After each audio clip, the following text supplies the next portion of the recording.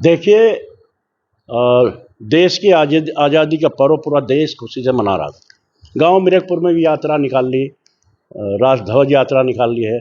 लेकिन पथिक जनशक्ति पार्टी ने बहुत सोच विचार करके एक चिंतन और मंथन की बैठक की हमने वहाँ कि 78 साल होने के बाद हमारा देश आज कहाँ खड़ा। जब देश को आज़ाद कराने में लाखों लोगों ने बलिदान दिया, सर कटवाए, सभी हिंदू मुसलमान ने इकट्ठे होकर, लेकिन आज़ादी के बाद देश का बंटवारा इस्लाम के नाम पर पाकिस्तान ले लिया गया और बाकी धर्म सब हिंदुस्तान में यानी कि भारत में रहेगी। लेकिन अफसोस इस बात का है, जब देश का बंटवारा हो गया तो अधूरा बंटवारा हुआ, ना तो पूरा बंटवारा ही हो पाया, ना अलग हुए ना इकट्ठे हुए।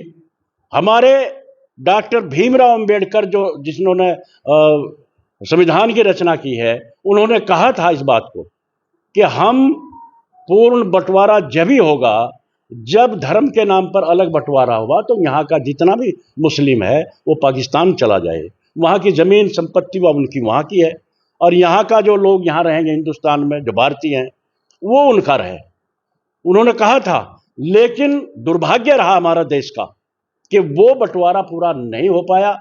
इसमें आज हमारा, चाहे वो पाकिस्तान में हमारे लोग रह रहे, वो वहाँ हर वक्त खतरे में जी रहे हैं और जहाँ यहाँ रह रहे वो खतरे में रह रहे। सभी राजनीतिक पार्टियां हिंदू मुसलमान करके आपस में लड़ाने का काम कर रहे हैं। ये देश के लिए खतरा है। आने वाला समय कहीं ऐसा ना हो फिर देश के टुकड़े हों, ऐसा ना हो फिर हम गुलाम की तरफ को घूम जाएं। तो उसके लिए हमने चिंतन मंथन करके ये तय पाया है कि अब हम इस बात को लेकर जनता के बीच में जाएंगे जनसंपर्क अभियान के तहत कि या तो पूरा बंटवारा हो 1947 का जो तय हुआ था, यहाँ धर्म के आधार पर जो तय है उसे पूरा करें। वो लोग वहाँ चले जाएं, वहाँ के यहाँ जाए, यहाँ की संपत्ति इन लोगों की है जो शोषित वंचित जो जमीन से वंचित है और वहाँ की उनकी वहाँ रहे। या तो ये हो या फिर एक राष्ट्रध्वज हो तिरंगा, एक संविधान हो डॉक्टर भीमराव अंबेडकर का लिखा हुआ, पाकिस्तान और बांग्लादेश पूरा हिंदुस्तान अखंड भारत के रूप में एक ताकत के रूप में उभरे ताकि हम पूरी दुनिया में अपना डंका बजा सकें। इस बात को लेकर हमारी पथिक जनशक्ति पार्टी जन जन तक जाने का काम करेगी और फैसला यहाँ की जनता करेगी। और ये हम चैलेंज यहाँ की सरकार को भी कर रहे हैं, यहाँ मौजूदा सरकार जो चल रही है उसको भी कर रहे हैं और यहाँ जो पहली सरकार है उनको भी कर रहे हैं। मतलब आपका कहना है कि जो पाकिस्तान बांग्लादेश है उसे हिंदुस्तान में मिला लिया जाए और एक सरकार चले, एक कानून बने, क्या आप यही कहना चाहते हैं? बिल्कुल बिल्कुल, दो ही बात है। क्या आप बंटवारे को मानते नहीं? बंटवारा हुआ ही नहीं था भाई जी, वो तो धोखा था एक।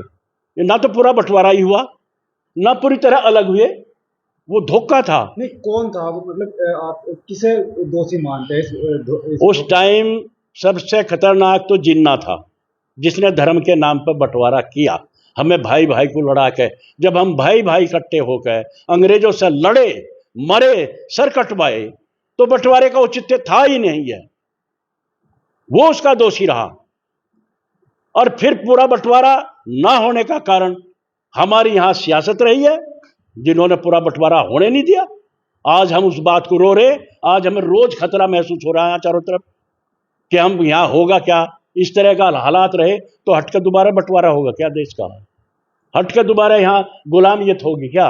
उसके खतरे को लेकर हम जन जन तक जाने का काम करेंगे और फैसला करेंगे यहाँ की जनता कि हम फैसला करेंगे यहाँ के निवासी। तो क्या आप चाहते हैं जो देश में मुस्लिम वर्ग है जो उस समय बंटवारे में उनको जगह दे दी गई थी, क्या आप ये कहना चाहते हैं उन्हें पाकिस्तान भेज दिया जाए?